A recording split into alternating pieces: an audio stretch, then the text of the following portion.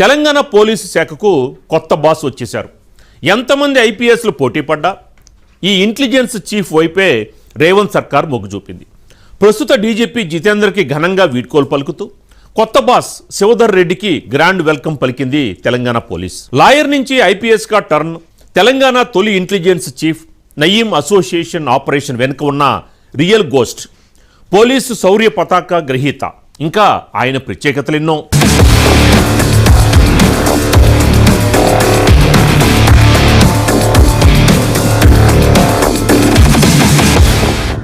తెలంగాణ డీజీపీగా బత్తుల శివధర్ రెడ్డి నియమితులయ్యారు. ఆ స్థానానికి పలువురు ఐపీఎస్ ఉన్నతాధికారుల పేర్లు వినిపించిన ప్రస్తుత ఇంటెలిజెన్స్ చీఫ్ వైపే రాష్ట్ర ప్రభుత్వం మొగ్గు చూపింది. 1994 బ్యాచ్ ఐపీఎస్ అధికారి అయిన శివధర్ రెడ్డిని డీజీపీగా నియమిస్తూ తదుపరి ఉత్తర్వులు వచ్చే వరకు హెడ్ ఆఫ్ ది పోలీస్ ఫోర్స్గా పూర్తి అదనపు బాధ్యతల్ని ప్రభుత్వం అప్పగించింది. అక్టోబర్ 1న ఆయన నూతన డీజీపీగా బాధ్యతలు స్వీకరించనున్నారు. ఇక ప్రస్తుత డీజీపీ డాక్టర్ జితేందర్ ఘనంగా సెండ్ ఆఫ్ అందుకున్నారు.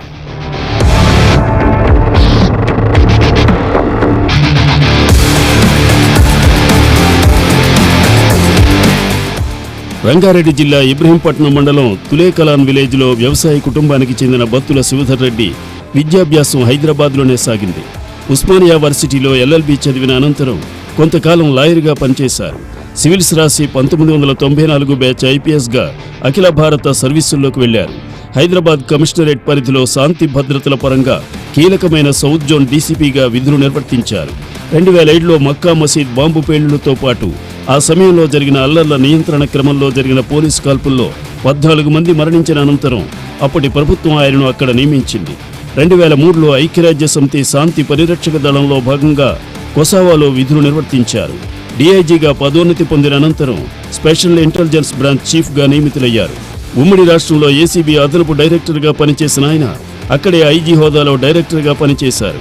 ప్రత్యేక రాష్ట్ర ఆవిర్భావ సమయంలో వైజాగ్ కమిషనర్గా ఉన్న ఆయన్ను అప్పటి సీఎం కేసీఆర్ తెలంగాణ తొలి ఇంటెలిజెన్స్ చీఫ్గా నియమించారు. ఆయన ఇంటెలిజెన్స్ చీఫ్గా ఉన్నప్పుడే నయీంను ఎన్కౌంటర్లో లేపేశారు.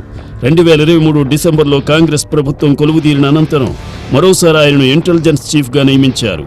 ఇండియన్ పోలీస్ సర్వీసులో ఆయన పనితీరుకు శౌర్య పథకం, ఐపీఎం, పీపీఎం పురస్కారాలు లభించాయి.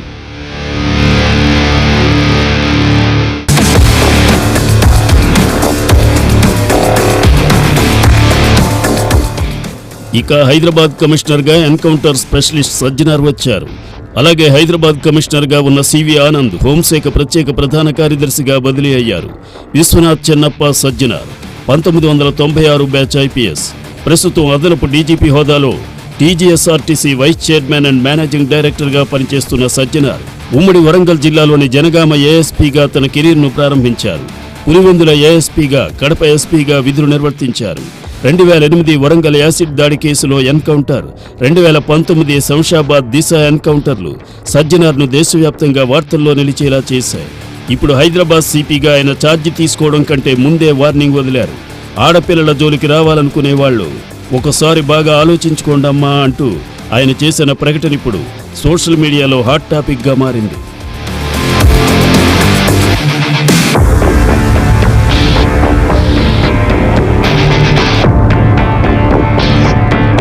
మదర్ డైరీ డైరెక్టర్ల ఎన్నిక కాంగ్రెస్ పార్టీకి